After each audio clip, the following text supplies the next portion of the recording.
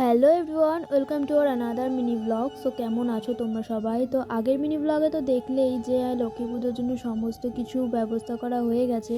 আর খুব ছোট করেই আমাদের বাড়ি লক্ষ্মী পুজো হয়, যেটা আমি আর আমার মা দুজনে মিলে দিই। আর আমাদের বাড়ি অন্য কোনো ঠাকুর আনা হয় না, যেই ফটোটাতে আমরা প্রতিদিন নিত্য সেবা দিই সেই ফটোটাতেই আমরা পুজোটা দিই। আর মা এদিকে নারকেল নাড়ুগুলো বানিয়ে নিচ্ছিল, তারপরে ফলগুলো বনিয়ে নিচ্ছিল, আর আমি এদিকে সমস্ত ঠাকুরের সামনে ভোগ দেওয়ার জন্য থালা সাজাচ্ছিলাম। এর মধ্যে সন্ধ্যা হয়ে গিয়েছিল, যেই কারণে আমি প্রদীপটা আর ধূপটা জ্বালিয়ে নিচ্ছিলাম।